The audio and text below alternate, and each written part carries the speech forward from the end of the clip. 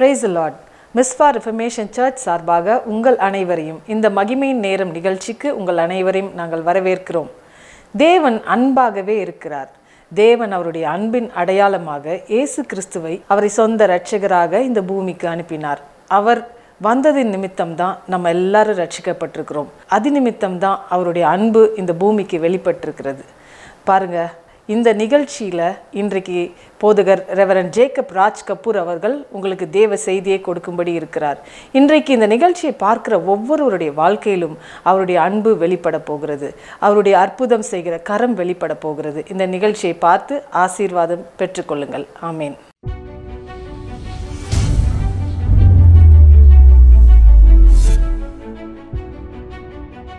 Price Lord. இந்த வேளையில் மகிமின் நேரத்துக்குள்ளாக நாங்கள் உங்களை வரவேற்கிறோம்.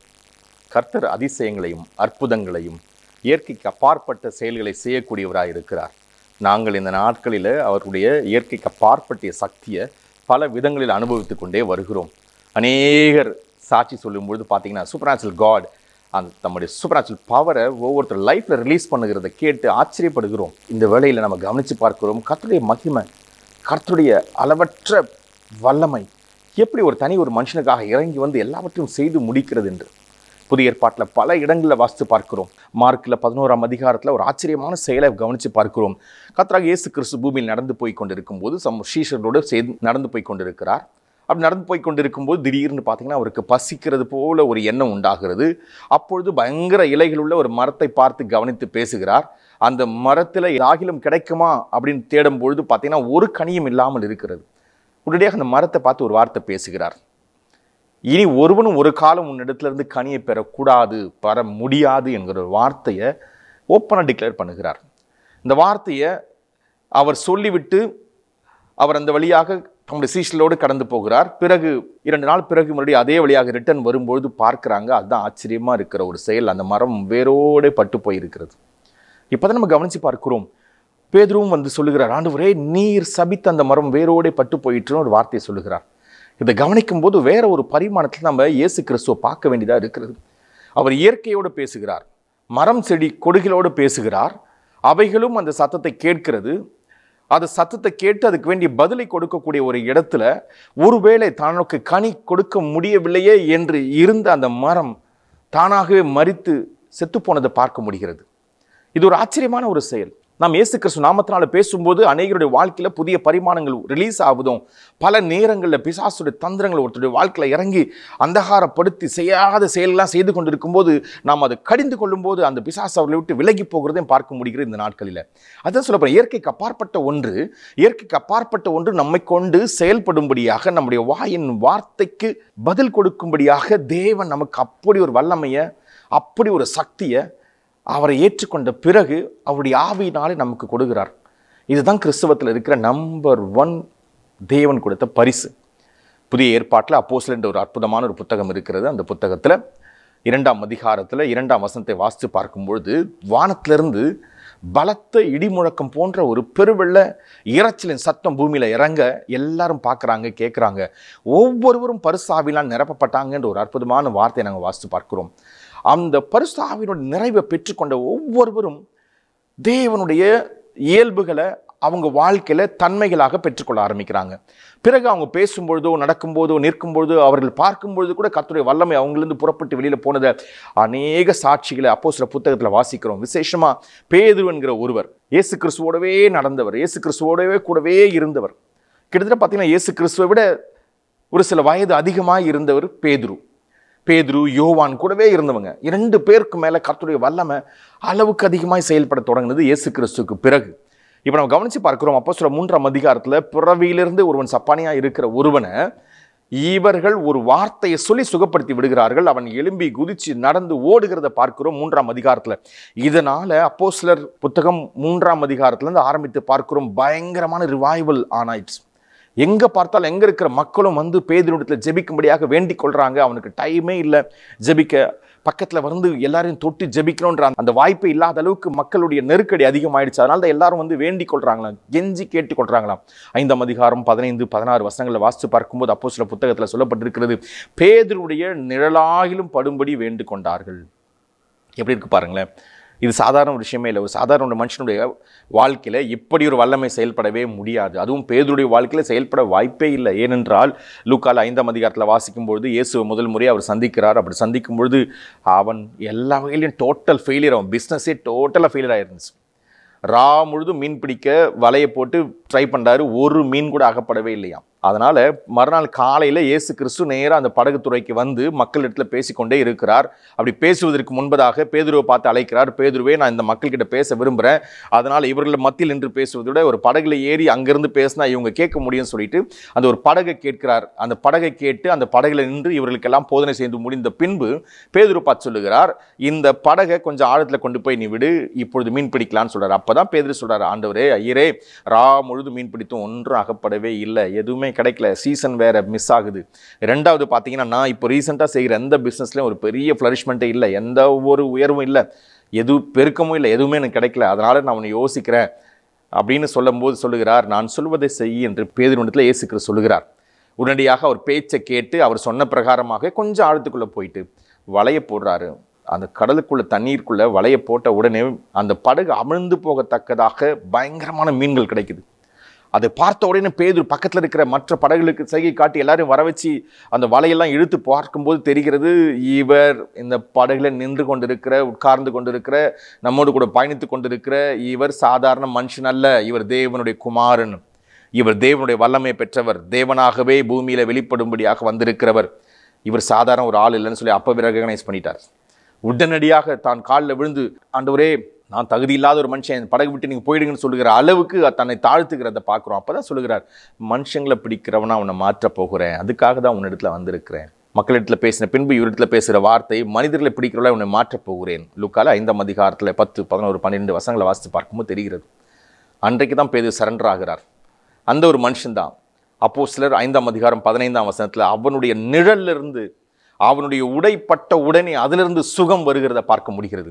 எப்படி இந்த அளவுக்கு சூப்பர் நேச்சுரல் பவர் ஒரு மனுஷனுக்குள்ள வந்து நிழலுக்குள்ள செயல்படுகிறது, அவன் உடுத்திருக்கிற உடையின் மேலே எப்படி செயல்படுகிறது, இதை நம்ம கவனிக்க போகிறோம். இயேசு கிறிஸ்துவை ஏற்றுக்கொண்ட உடனே, நாம் அவருக்குள்ளே வந்து வேதத்தை வாசிக்க ஆரம்பித்த உடனே வேதத்தினுடைய ஆழங்களை கொஞ்சம் ஆராய்ந்து பார்த்தா தெரிகிறது, இதில் இருக்கிற ஒவ்வொரு வார்த்தைகளும் ஜீவனுள்ள தேவனுடைய வார்த்தையாக இருக்கிறது. இதை வாசிக்கும் போது ஜீவன் வார்த்தையிலிருந்து நம்ம வாழ்க்கைக்குள்ளே புறப்பட்டு வருகிறத பார்க்குறோம். இந்த வேர்டை வாசிக்கும் போது இதுக்குள்ளே லைஃப் இருக்குது. இந்த லைஃப் இந்த வேர்டை வாசிக்கிறதுனால நம்ம லைஃப்குள்ளே கலக்கிறது. அதனாலே நமக்குள்ளே தேவனுடைய சக்திகள் வந்து நமக்குள்ளே தங்க தொடங்குகிறது. பரிசுத்த ஆவியானவர் தான் தேவனுடைய வல்லமையாக, சக்தியாக புதிய ஏற்பாட்டிலையும் பழைய ஏற்பாட்டிலையும் பல இடங்களில் வாசிக்க முடிகிறது, பார்க்க முடிகிறது. அவர் செய்த அதிசயங்களை, அற்புதங்களை, அடையாளங்களை ஆராய்ச்சி பண்ணும்போது தான் தெரிகிறது, இவர் தேவனாகவே இருக்கிறவர், பழைய ஏற்பாட்டில் மறைந்து கொண்டு இருக்கிறவராக இருக்கிறார், புதிய ஏற்பாட்டில் வல்லமையாக தனிப்பட்ட முறையில் தெரியக்கூடியவராக அவர் புதிய ஏற்பாட்டில் அப்போஸ்தலர் புத்தகத்தில் 2ஆம் அதிகாரத்துக்கு பிறகு எல்லாருமே வந்து இறங்கி எல்லாருக்குள்ளே இறங்கக்கூடியதை, பாகுபாடே இல்லாமல் எல்லோரும் சரி சமம் என்று சொல்லக்கூடியதை கட்டவிழ்க்கிறார். உயர்வில்லை, தாழ்வில்லை, ஆணென்றில்லை, பெண்ணென்றில்லைன்னு சொல்லக்கூடிய அற்புதமான ஒரு நிகழ்வை பரிசு ஆவியானவரை பெற்றுக்கொண்டவருடைய வாழ்க்கையில் நம்ம பார்க்க முடிகிறது. புதிய ஏற்பாட்டில் பரிசாவியை பெற்ற யாராக இருந்தாலும் தேவன் அவர்களுக்குள்ளே வந்து தங்குகிறபடினால தேவனுடைய புத்திரராக இருக்கிறார்கள் என்று சொல்லப்பட்டிருக்கிறது. தேவ ஜனங்கள் என்று அழைக்கப்படுகிறார்கள். தேவன் அவர்களுக்குள்ளே வந்து வாசம் செய்கிறார். வெளிப்படுத்தல் புத்தகம் 21ஆம் அதிகாரம் 3ஆம் வசனத்தில் அழகாக சொல்லியிருக்கிறார். தேவன் தங்கும் ஸ்தலமாக ஒவ்வொரு மனிதனை தேவன் எதிர்பார்க்கிறாராம். அவர்களுக்குள்ளே வந்து வாசம் செய்யும்படி அவர் விரும்புகிறார் என்று சொல்லப்பட்டிருக்கிறது. அப்பேற்பட்ட ஒரு அதிசயமான ஒரு வாழ்க்கையை நமக்கு கொடுக்கும்படியாக தான் நமக்குள்ளே அவர் பரிசு ஆவியானவர் இறங்கி வந்திருக்கிறார். இங்கே நம்ம கவனித்து பார்க்கிறோம், பேதுருவினிடத்தில் வாழ்க்கையில் பரிசு ஆவியானவர் உள்ளே வந்த பிறகு, யோவானுடைய வாழ்க்கையில் பரிசு ஆவியானவர் உள்ளே வந்த பிறகு அவர்கள் அற்புதங்களை, அதிசயங்களை, அடையாளங்கள் செய்கிறவராக மாறிட்டாங்க. இப்பொழுது பவுல் என்கிற ஒரு அற்புதமான நபரை பார்க்கிறோம். அவரும் அதே தான் சொல்லுகிறார். அந்த பரிசு ஆவியானவர் என்னுடைய வாழ்க்கையில் வந்ததுக்கு பிறகு தான் பார்த்தீங்கன்னா என்னுடைய கண் பார்வையே தெளிஞ்சுதுங்க. அதனால தான் நான் உங்களுக்கு ஜெபிக்கும் போதெல்லாம் சொல்ல விரும்புகிறேன், பிரகாசமான மனக்கண்கள் உங்களுக்கு உண்டாக வேண்டும் என்று வேண்டிக் கொள்கிறேன் அப்படின்னு தான் எபேசியர் 1ஆம் அதிகாரம் 18 சொல்லுகிறார். இந்த பிரகாசமான மனக்கண்கள் ஒருத்தனுக்குள்ளே வந்ததுக்கு அப்புறமா பார்க்குற பார்வை மாறிடும். தேவனுடைய பார்வையை நாம் பூமியிலே பார்க்கிறவர்களாக மாறிவிடுவோம். இயற்கைக்கு அப்பாற்பட்ட மனுஷங்களாக நாம் பூமியில் தெரிய தொடங்குவோம். நம்ம இவங்க மத்தியில் தான் இருந்தோம். ஆனால் இப்பொழுது பரிசு ஆவியானவர் நமக்குள்ளே வந்ததுனால இவர்களிலிருந்து வேறுபட்டு இவர்களுக்குள்ளே இருந்து தேவனுடைய சக்தியை வெளிப்படுத்துகிற பாத்திரமாக, தேவனுடைய சக்தியை வைத்து கொண்டிருக்கிற நபர்களாக நம்மை தேவன் வெளிப்படுத்த ஆரம்பிப்பார். இது பவுல் அற்புதமா அழகாக கண்டுபிடிச்சு எழுதுகிறார். 1 கொரிந்தியர் 12ஆம் அதிகாரத்துல தேவன் நமக்குள்ளே வந்து தங்கி பல அற்புதங்கள் அதிசயங்களை செய்கிற ஒரு ஆட்களாக நம்மை மாற்றுகிறபடினால நமக்கு வெவ்வேறு விதமான வரங்களை கொடுக்கிறார் என்று 1 கொரிந்தியர்ல 12ஆம் அதிகாரம் 8 முதல் 10 வசனங்களை வாசித்து பார்க்கிறோம். இப்பேற்பட்ட ஒரு அதிசய சக்தியை, அற்புத சக்தியை பெற்றுக்கொள்ளக்கூடிய ஒரு மனிதனாக நம்மை தேவன் தெரிந்து கொண்டு நமக்கு இந்த அழைப்பை கொடுக்கிறார். இது எப்போ உண்டாயிற்று என்றால், நான் இயேசுவை ஏற்றுக்கொண்ட பிறகு நான் உண்மையான ஒரு மனுஷனாக, எல்லாவற்றையும் விட்ட ஒரு மனுஷனாக, நான் சரியான ஒரு மனுஷனாக மாறின பின்பு நடக்கிறது என்று நான் நினைத்தால் அப்படியும் இல்லை. அங்கதான் ஆச்சரியமா இருக்கிறது. இந்த வேதத்தை வாசிக்கும் போது தான் நான் யார் என்பது எனக்கு தெரிய தொடங்கினது. இந்த வேதத்துக்குள்ள பல ரகசியங்கள் அடங்கி இருக்கிறது. இந்த வேதத்தை வாசிக்கும் போது தான் தெரிகிறது, பயங்கரமான சீக்ரெட் திங்ஸ் எல்லாம், காட் மிஸ்டிக் ரெவலேஷன்ஸை நம்ம வாழ்க்கையில் ரிவீல் பண்ணுறதுக்காகவே நம்மை தெரிந்து கொண்டிருக்கிறார் என்று நாம தான் அவரை தெரிந்து கொள்ளாமல் இருந்திருக்கிறோம் பல வருஷங்களாக. இன்னைக்கு இந்த நிகழ்ச்சியை பார்க்குற உங்கள் வாழ்க்கையில் ஒருவேளை தேவனை தெரிந்து கொள்ளாமல் இருப்பீர்கள் என்றால், நீங்கள் தேவனால் தெரிந்து கொள்ளப்பட்டவர்கள் என்பது தான் முதல் ரகசியம் உங்களுக்கு வெளிப்படுகிறது. உங்களுக்கு சொல்ல விரும்புகிற முதல் வார்த்தையை, நீங்கள் தேவனால் தெரிந்து கொள்ளப்பட்டவர்கள். எபேசியர்ல 1ஆம் அதிகாரம் 4ஆம் வசனம் சொல்லுகிறது, இந்த உலகம் உண்டாவதற்கு முன்பதாகவே கிறிஸ்து இயேசுவுக்குள் நீங்கள் தெரிந்து கொள்ளப்பட்டவர்கள். கிறிஸ்து இயேசுவினாலே நீங்கள் அழைக்கப்பட்டவர்கள். கிறிஸ்து இயேசுவை கொண்டு நீங்கள் இந்த பூமியில ஒரு மனிதனாக வெளிப்பட்டு இருக்கிறீங்க. நீங்க நினைச்சிருக்கிறீங்க நீங்க தான் அவரை தெரிந்து கொண்டீங்க. இல்ல இல்ல, தேவன் உங்களை தெரிந்து கொண்டதனால தான் பூமிக்கு அனுப்பி இருக்கிறார். இந்த வார்த்தை கேட்கிற ஒவ்வொருத்தருடைய வாழ்க்கையிலும் எபேசியர் 1ஆம் அதிகாரம் 4ஆம் வசனம் தெளிவாக சொல்கிறது, உலக உண்டாவதற்கு முன்பதாகவே அவர் நம்மை அவருக்குள் தெரிந்து கொண்டபடியேதான் அவரை நமக்கு வெளிப்படுத்தியிருக்கிறாராம். எப்படி இருக்கு பாருங்க ஒரு வாழ்க்கை. இதுதான் தேவன் நமக்குள்ள செயல்பட நினைத்திருக்கிற ஒரு அற்புதமான செயல். இன்னைக்கு இந்த நிகழ்ச்சியை பார்க்குற உங்களுக்கு ஆவியானவருடைய ஆழங்களை புரிந்து கொள்ளக்கூடிய ஒரு நல்ல ஸ்லாக்கியம் அவருடைய வேதத்தை வாசிக்கும் போது தேவன் நமக்கு வெளிப்படுத்துகிறார். 1 கொரிந்தியர் 2ஆம் அதிகாரம் 9ஆம் வசனம் 10ஆம் வசனம் சொல்லி, எழுதி இருக்கிறபடி கண் காணவும் இல்லை, காது கேட்கவும் இல்லை, மனுஷங்களுடைய இருதயத்தில் அவர் தோன்றவும் இல்லை, பரிசுத்த ஆவியானவர் அதை வெளிப்படுத்துகிறாராம். 1 கொரிந்தியர் 2ஆம் அதிகாரம் 9-10 வசனங்களில் பவுல் எழுதும்போது ஆச்சரியமா இருக்கும். பவுல் ஒரு சாதாரண ஒரு மனுஷனே கிடையாது. பயங்கரமான ஒரு பிலாசபர், பயங்கரமான ஒரு ஸ்காலர். அவர் சாதாரண ஒரு ஆள், யூதனுக்கெல்லாம் யூதன். அவர் படித்த படிப்பு வித்தியாசமான ஒரு படிப்பு. யூதர்களுக்கான மிக முக்கியமான ஒரு படிப்பை கமாலியலுடைய பாதங்களில் உட்கார்ந்து படித்தவர். ஸ்பெஷல் இன்ஸ்டிடியூஷன் அவர் படித்து வெளியில் வந்த இடம். அங்கே சொல்லப்பட்ட எல்லா காரியங்களும் அற்புதமாய் கை கொண்டவர். வேதத்தை பல விதமாக தலைகளாக படித்து முடித்தவர். ஆகமங்களிலும் நியமங்களிலும் யூதருடைய வழக்கங்களிலும் எல்லா புத்தகங்களிலும் வாசித்து தேர்ச்சி பெற்ற ஒரு வேதபாரனாக, ஒரு பரிசேயனாக, ஒரு சதுசேயனாக, தன்னை அப்படி தேர்ச்சி பெற்ற ஒரு மனுஷனாக தேவன் அவரை வெளிப்படுத்தியிருந்தார். ஆனால் இயேசு கிறிஸ்துவை மற்றும் அவரால் அறிந்து கொள்ளவே முடியவில்லை. ஏனென்றால் அவர் மத பிரகாரமாக இயேசு யார் என்பதை அறிந்திருந்தார். மார்க்க பிரகாரமாக இயேசு யார் என்பதை தெரிந்திருந்தார், அவ்வளவுதான். ஆனால் பரிசு ஆவியானவராலே கண்கள் திறக்கப்பட்டவராக, பரிசு ஆவியானவரை கொண்டு தேவனை அறிந்து கொள்ளக்கூடிய ஒரு அறிவை பெற்றவராக மட்டும் அவரால் ட்ரை பண்ணால் நடக்கவே முடியல. அதனால தான் அவர் இந்த கிறிஸ்துவத்தை எதிர்த்த இந்த மனுஷனை தான் இயேசு கிறிஸ்து அற்புதமாய் தொட்டார். அப்போஸ்தலர் 9ஆம் அதிகாரம் 3ஆம் வசனம் சொல்லுகிறது, வானத்திலிருந்து சடுதியாய் ஒரு பேர் ஒளி அவருக்கு முன்பதாக பிரகாசித்ததான். அப்போஸ்தலர் 9ஆம் அதிகாரம் 3ஆம் வசனம்.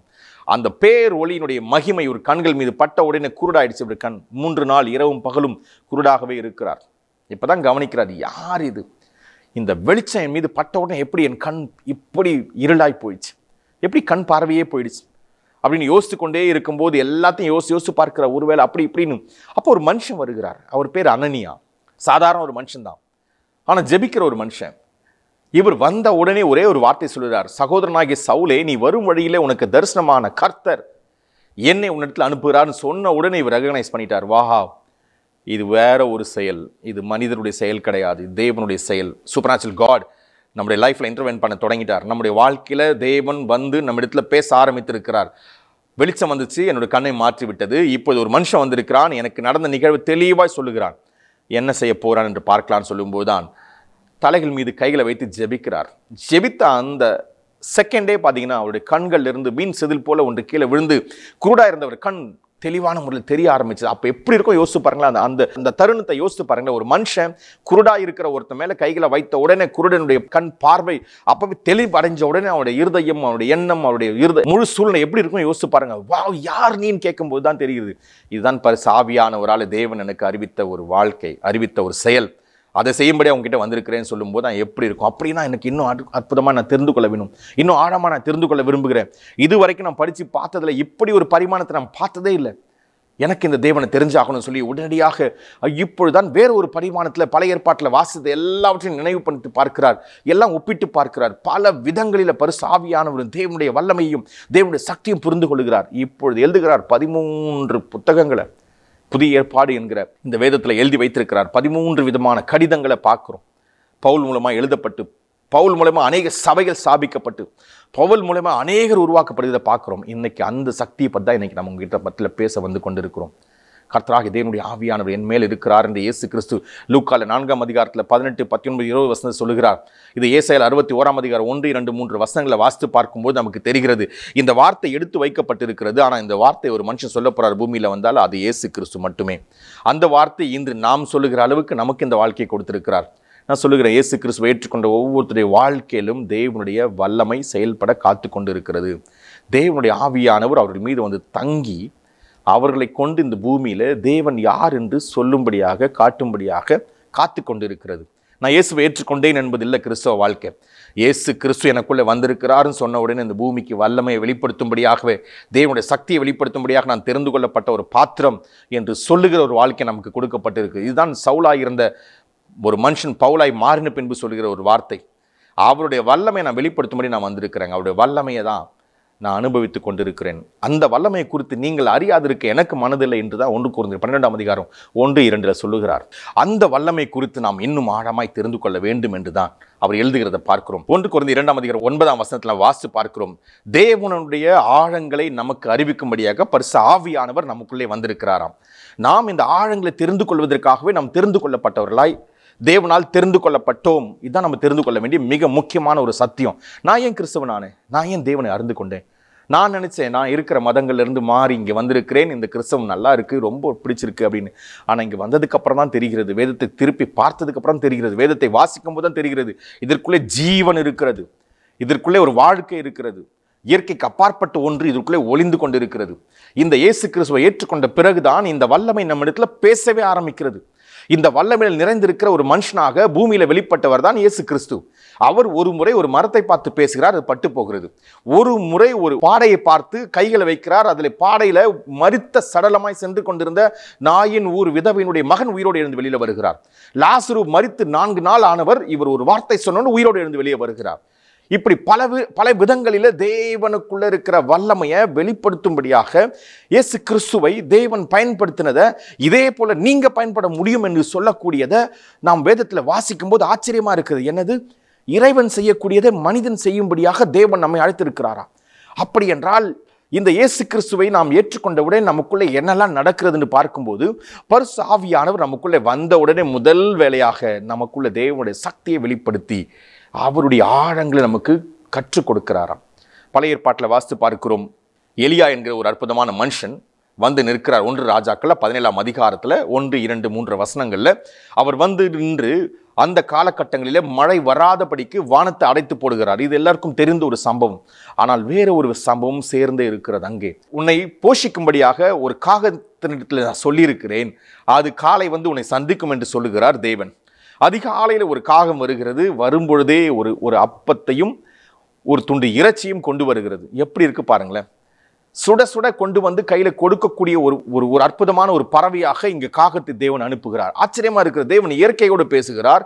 இயற்கை பூமியில் இருக்கிற மனுஷனுக்கு செயல்படும்படியாக இயற்கையில் இருக்கிற மிருகங்களிடத்துல தேவன் பேசி அவைகள் வந்து மனுஷனுக்கு உதவியாக நிற்கிறத பழைய ஏற்பாட்டில் 1 ராஜாக்கள் 17ஆம் அதிகாரத்தில் 3, 4 வசனங்களை வாசித்து பார்க்கிறோம். இது எப்படி நடக்கும்? எலியாவுக்கு இது நடந்துச்சு. சில காலங்கள் நடந்துச்சு. அங்க பக்கத்துல இருக்கிற அந்த கேரித்துன் மாற்றங்கரை ஒரு அளவு வற்றி போகிற வரைக்கும் அவருக்கு நித்தமும் ஒவ்வொரு நாளும் அவருக்கு வேண்டிய உணவு இந்த காகத்தினாலே கொடுக்கப்படுகிறது. இதையும் வாங்கி சாப்பிட்டு கொண்டு இருக்கிறார். அது ஆச்சரியமா இருக்கிறது. பிறகு பார்க்கிறோம், ஒரு தெய்வ தூதன் இறங்கி வந்து இதே எலியாவிற்கு ஒரு உணவு கொடுக்கிறார். ஒரு அப்பத்தை சுட சுட செய்து கையில கொடுக்கிறார், தண்ணீரை கொடுக்கிறார். இதை இரண்டையும் உட்கொள்கிறார். அவருடைய இடங்களிலே அதை செய்யும்படியாக யாருமே இல்லை, ஆனால் ஒரு தேவதூதன் வந்து செய்கிறான். இப்படி ஒன்றை நம்ம வாசித்து பார்க்கிறோம் 19ஆம் அதிகாரத்தில் 1 ராஜாக்கள். ஸோ இயற்கைக்கு அப்பாற்பட்டதெல்லாம் மனுஷனிடத்தில் பேசும்படியாக மனுஷனிடத்தில் வரும்படியாக தேவன் இப்பேற்பட்ட செயல்களை பழைய ஏற்பாட்டில் செய்ய முடியும் என்றால் புதிய ஏற்பாட்டில் இதே செயலை செய்கிற மனுஷர்களாக நம்மை தேவன் தெரிந்து கொள்ளுகிறத புதிய ஏற்பாட்டில் பார்க்கிறோம். இது ஆச்சரியமா இருக்கு. இயேசு கிறிஸ்துவை நான் ஏற்றுக்கொண்ட உடனே நான் கவனித்து பார்க்கிறேன், இதே செயல் நம்முடைய வாழ்க்கையில, என்னுடைய வாழ்க்கையில செயல்படுத்தும்படியாக நமக்கு அந்த சக்தி கொடுக்கப்படுகிறது. அந்த சக்திக்கு பேர் தான் பரிசுத்த ஆவியானவர் என்று நான் அறிந்து ஆச்சரியப்பட ஆரம்பிக்கிறேன். வேதத்தை வாசிக்கும் போது தெரிகிறது, இதுதான் தேவன் நமக்கு வெளிப்படுத்த நினைத்திருக்கிற ஆழங்கள். இந்த ஆழங்களிலிருந்து அடுத்த ஆழங்களுக்குள்ளாக போவது என்பது சாதாரண விஷயமே இல்லை.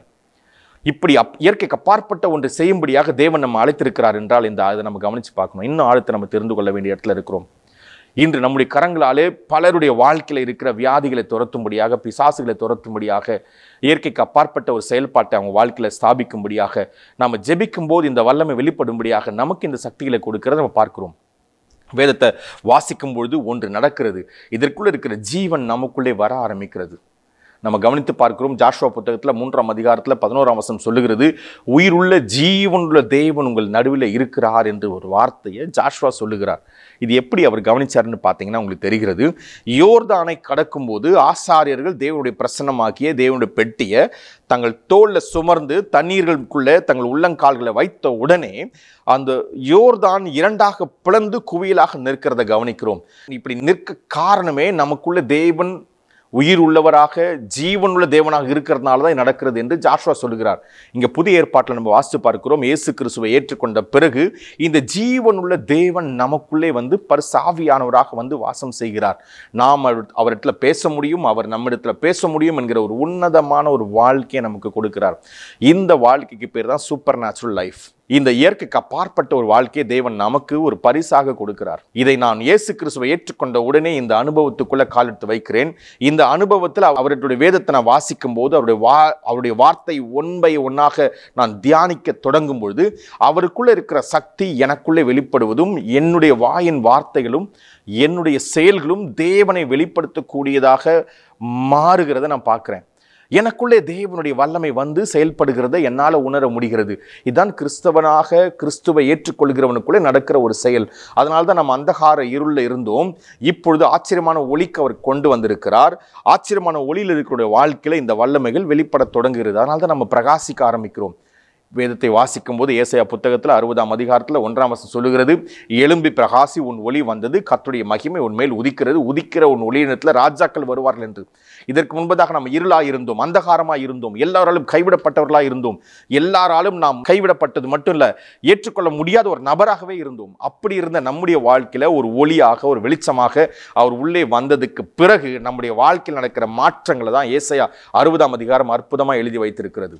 இயேசு கிறிஸ்து சொல்லும்போது சொல்லுகிறார், அவருக்குள் ஜீவன் இருந்தது, அந்த ஜீவன் உலகத்துக்கு ஒளியா இருந்துச்சு, இருளானது அதை பற்றிக்கொள்ளவில்லைன்னு சொல்லுகிறார். இப்பொழுது இயேசு கிறிஸ்து எனக்குள்ளே வந்ததுனால இருளானது என்னை பற்றிக்கொள்ள முடியவில்லை, இருள் என் பக்கத்தில் வந்து நிற்க முடியவில்லை, இருளால என்னுடைய வாழ்க்கையில எதையும் செய்து முடிக்க முடியல. இப்படி ஒரு விடுதலையை தேவன் நமக்கு கொடுக்கிறார். இதுதான் இயேசு கிறிஸ்துவை ஏற்றுக்கொண்ட பிறகு ஒரு கிறிஸ்தவனுக்குள்ள நடக்கிற முக்கியமான ஒரு நிகழ்வு. இந்த ஒரு வாழ்க்கை தான் சூப்பர் நேச்சுரல் லைஃப் என்று சொல்லுகிறார்கள். இயேசு கிறிஸ்து ஒரு முறை ஒரு கல்யாணத்துக்கு அழைக்கப்பட்டார். அங்கே போகிற இடத்துல திராட்சரசம் காலியாகிவிட்டது. அவரிடத்துல வந்து தாயார் சொல்லும்போது அவர் ஒன்றுமே சொல்லவில்லை. பக்கத்தில் இருக்கிற ஒரு ஜாடி 6 கற்சாடியில் தண்ணீரை நிரப்ப சொல்லுகிறார்கள். நிரப்பி முடிந்த பிறகு அதை எடுத்து கொடுங்கள் என்று சொன்ன உடனே வெறும் தண்ணீர் இப்பொழுது திராட்சரசமாய் மாறுகிறது. அப்ப இயற்கைக்கு அப்பாற்பட்ட ஒன்று செய்யக்கூடியதை இயேசு கிறிஸ்து பிரசனம் செய்யும் என்றால், இன்று அதே வல்லமையை, அதே சக்தியை நமக்குள்ள தேவன் அவரை ஏற்றுக்கொண்டதனால கொடுக்க ஆரம்பிக்கிறார். நாமும் அவரும் நெருங்கி பழக தொடங்கும் போது, ஒரு வார்த்தைகளை தியானிக்கும் பொழுது நமக்குள்ள இதே சக்திகள் வெளிப்பட தொடங்குகிறது. இன்று நாம் இயற்கைக்கு அப்பாற்பட்ட ஒன்று செய்யும்படியாக அழைக்கப்பட்டிருக்கிறத நாமும் இந்த வேதமும் ஒன்றாக இணையும் போது நம்ம பார்க்க முடிகிறது. நமக்குள்ள தேவன் வந்து தங்கும் போது இதே சக்தி நமக்கு கொண்டு வெளிப்படுவதை பார்க்க முடிகிறது. இப்பேற்பட்ட ஒரு பரிசு வேறு எங்கும் கொடுக்கப்படவில்லை. இப்பேற்பட்ட ஒரு ஸ்லாக்கியம் வேறு யாருக்குமே கிடையாது. இயேசு கிறிஸ்துவை ஏற்றுக்கொண்ட ஒவ்வொருவருக்கும் மட்டும்தான் இது கொடுக்கப்படுகிறது. கிருபையினாலே விசுவாசத்தை கொண்டு ரட்சிக்கப்பட்டிருக்கிறோம். இது நம்மாலே உண்டானதல்ல, இது தேவனுடைய ஈவு என்றுதான் எபேசியர் 2ஆம் அதிகாரம் 8ஆம் வசனம் சொல்லுகிறது. இப்பேற்பட்ட ஒரு வரமாக தேவனுடைய வல்லமை நமக்குள்ளே வந்து தங்கும் பொழுது நமக்குள்ளே தேவனுடைய சக்திகள் செயல்பட தொடங்குகிறதாம். ஏன், எதற்காக நாம் இப்படி ஒரு அழைப்பை பெற்றிருக்கிறோம்? அதுதான் நம் மீது வைத்திருக்கிற பாசம். அதான் தேவன் நம்மை தெரிந்து கொண்ட நோக்கம். நீங்கள் என்னை தெரிந்து கொள்ளவில்லை, நான் உங்களை தெரிந்து கொண்டேன். யோவான் 15ஆம் அதிகாரம் 15ஆம் வசனம் அப்படி சொல்லுகிறது. எப்படி இருக்கு பாருங்க, ஆச்சரியமா இருக்கிறது. ஏனென்றால் அவர் தம்முடைய ஜீவனை நமக்கு கொடுத்து நம்ம மீட்டு எடுத்திருக்கிறாராம். வேதம் சொல்லுகிற ரோமர்ல 3ஆம் அதிகாரம் 23, 24 சொல்லுகிறது, இயேசு கிறிஸ்துவுள்ள மீட்பை கொண்டு நாம் நீதிமான்களாக்கப்பட்டிருக்கிறோம். அதனால அவருடைய சக்தி நமக்குள்ளே வெளிப்பட தொடங்குகிறதாம். இப்பேற்பட்ட சக்தியை பெற்றிருக்கிற நாம் இந்த நாட்களில் அவரை போலவே பூமியில் செயல்படும்படியாக அழைக்கப்பட்டிருக்கிறோம். இதற்காக நாம் ஜெபிக்கலாமா? நமக்குள்ள அவருடைய சக்தி இன்க்ரீஸ் ஆகணும். நாம் இருக்கிற இடத்துல இந்த வார்த்தைகளை கேட்கிற ஒவ்வொருத்தருடைய வாழ்க்கையில் இந்த வல்லமை வெளிப்பட ஆரம்பிக்கணும். நம்மை கொண்டு தேவன் ஒரு அற்புதத்தை செய்ய விரும்புகிறார். உங்கள் குடும்பத்தில் இந்த வார்த்தைகளை கேட்டுக்கொண்டு இருக்கிற உங்களை கொண்டு தான் தேவன் ஒரு அற்புதத்தை இந்த நாளில் செய்ய விரும்புகிறார்.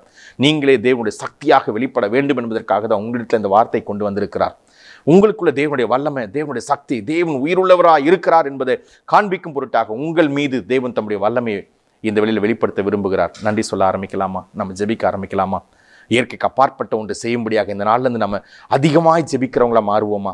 வேதத்தை வாசிக்கலாமா? எபேசியர் 1ஆம் அதிகாரம் 2ஆம் அதிகாரம் சொல்லி 6 அதிகாரம் வரைக்கும் அற்புதமான ஒரு புத்தகமாக புதிய ஏற்பாட்டில் வைக்கப்பட்டிருக்கு. அதை மனப்பாடம் பண்ணால் போதும். பல விஷயங்கள் நம்மை கொண்டு தேவன் செய்ய நினைக்கிறார்.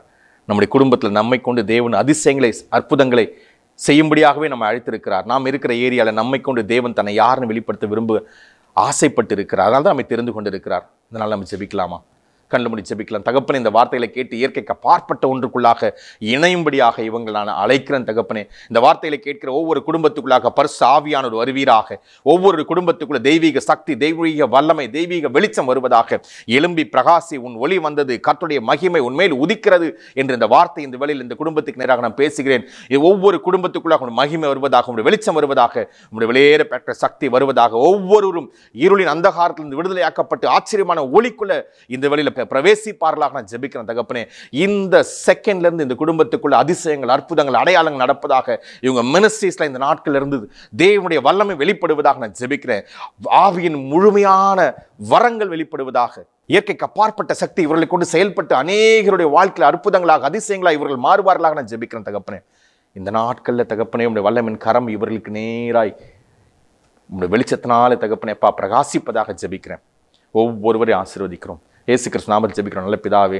ஆமென், ஆமென், ஆமென். Glory be to God. தேவன் நமக்காக அற்புத விதமாக இந்த நாட்களில் அவருடைய வார்த்தைகளை கொண்டு நம்மை தேற்றுகிறது. அவர் வார்த்தையின் அற்புதங்களை, வார்த்தையின் அதிசயங்களை எப்படி அவர் கட்டவிழ்த்தார் என்பதை நாம் பார்த்தோம். அவருக்குள் ஜீவன் இருந்த அந்த ஜீவன் மனுஷருக்கு ஒளியா இருந்த எந்த மனுஷனையும் பிரகாசிப்பிக்கிற மெய்யான ஒளி அவர்தான் இயேசு கிறிஸ்துவானவர். அவர் சொல்லும்போது சொல்றாரு, மாம்சமானது ஒன்றுக்கும் உதவாது, ஆனால் ஆவியோ உயிர்ப்பிக்கிறது. நான் பேசுகிற வார்த்தையான, அதாவது இயேசு கிறிஸ்து ஆனவர் பேசுகிற வார்த்தையானது எப்படி இருக்கிறதா? ஜீவனாகவும் ஆவியாகவும் இருக்கிறதா. அந்த ஜீவன் நமக்குள்ளாய், ஆவியானவர் நமக்குள்ளாய், கிறிஸ்து இயேசுவும் நாமும் வேறெல்லாம் இல்லை, அவரும் நாமும் ஒன்றாய் இருக்கிறோமா. அவர் நமக்குள்ளாய், நாம் அவருக்குள்ளாய். இந்த நாட்கள் அப்பேற்பட்ட ஒரு மிகுந்த வல்லமையை தான் நாம் பெற்றுக்கொண்டிருக்கிறோம். கிறிஸ்து இயேசுவானவர் பிதாவின் வலது பாரசத்தில் வீற்றிருக்கிறார் என்றால் அவர் அருகாமையில் நானும் வீற்றிருக்கிறேன். அப்பேற்பட்ட உன்னத அபிஷேகம், உன்னத ஸ்தானம் எனக்குள்ளாய் கொடுக்கப்பட்டிருக்கிறது. அதனால தான் நாம் இன்னைக்கு பல அற்புதத்தை குறித்து பார்த்தோம். அந்த வெளிச்சமானது சவுலை பவுலாய் மாற்றினதை பார்த்தோம். அந்த வெளிச்சமானது பேதுரு வாழ்க்கையில் எது எல்லாம் அவ்விசுவாசமாக, எது எல்லாம் இல்லை அது நடைபெறாது என்று நினைத்தோனோ அந்த இடத்துல நீங்கள் நமக்குள்ளா எவ்வளோ வேணால் எக்ஸ்பீரியன்ஸ் இருக்கலாம், அனுபவங்கள் இருக்கலாம். அந்த அனுபவங்கள் எல்லாம் தேவனுடைய அனுபவங்களுக்கு முன்பாக, தேவனுடைய நாம் நினைப்பதற்கும் எண்ணுவதற்கும் மேலாக செய்பவரின் பிரசனம் இந்த நாட்களில் நாம் செய்ய வேண்டியது எல்லாம் ஒன்றே ஒன்றுதான். அவரோடு நேரத்தை செலவர்களாய், ஜெபத்தில் தரித்தவர்களாய், ஆராதனையில் அவரை ஆராதிக்கிறவர்களாய் நாம் மாறும்போது எனக்குள்ளாய் இருக்கிற கிறிஸ்து இயேசுவானவர், எனக்குள்ளாய் இருக்கிற ஆவியானவர் எல்லா நுகங்களையும் முறிக்கிற அவர் வைத்திருக்கிற எனக்குள்ளாய் இருக்கிற அந்த அபிஷேகமானது எல்லாவற்றையும் செய்து முடிக்கும். எல்லாவற்றிலும் நாம் வெற்றியின் ஜீவியத்தை வாழ்கிறவர்களாய், அந்த ஜீவியத்தை நாம் அடையவர்களாய் நாம் மாறுவோம். இந்த நாட்களை இப்பேற்பட்ட சாட்சிகளை தான் நாங்கள் கேட்டுக்கொண்டே வருகிறோம். உங்களிலிருந்து பல சாட்சிகள் வரப்போகிறதை நாங்கள் நன்றாய் அறிந்திருக்கிறோம். இது தேவன் அருளின வார்த்தைகளாக இருக்கிறது. எங்களுடைய சபையாகிய மிஸ்பா ரெஃபர்மேஷன் சர்ச் என்பது சென்னை பட்டணத்தில் அம்பத்தூர் என்ற இடத்துல புதூர் பகுதியில் பான் நகரில் 22வது அவனியில் அமைந்துள்ளது. எங்கள் சபையில் ஒவ்வொரு வாரமும் புதன்கிழமை இரவு 10 மணி முதல் 12 மணி வரைக்கும் வேத வகுப்பு நடைபெறும். ஒவ்வொரு வெள்ளிக்கிழமையிலும், அதாவது இரவு 10 மணி முதல் அதிகாலை 1 மணி வரைக்கும் காத்திருப்பு ஜெப கூட்டம் நடைபெறும். ஒவ்வொரு ஞாயிற்றுக்கிழமை 2 ஆராதனை உண்டு. முதலாவது ஆராதனை காலை 9 மணிக்கும், இரண்டாவது ஆராதனை மாலை 7:30 மணிக்கும் எங்கள் சபையில் நடைபெறும். இதோட விவரங்கள் எங்கள் ஃபேஸ்புக் மற்றும் இன்ஸ்டாகிராம் பேஜ் ஆகிய மிஸ்பா ரெஃபர்மேஷன் சர்ச் என்ற பேஜ் மூலமாக நீங்கள் அறிந்து கொள்ளலாம். அது மட்டும் அல்லாமல் எங்களுடைய யூடியூப் பேஜ் ஆகிய மிஸ்பா ரெஃபர்மேஷன் சர்ச் என்ற பேஜில் பல தேவன் வழங்கிய ஆழமான வார்த்தைகள் நாங்கள் அப்லோட் செய்தாலும் இதை கேட்டு உங்கள் ஆசீர்வாதத்தை நீங்கள் பெற்றுக்கொள்ளலாம். மீண்டும் நாம் அடுத்த வாரம் சந்திக்கலாம். ஷாலோம்.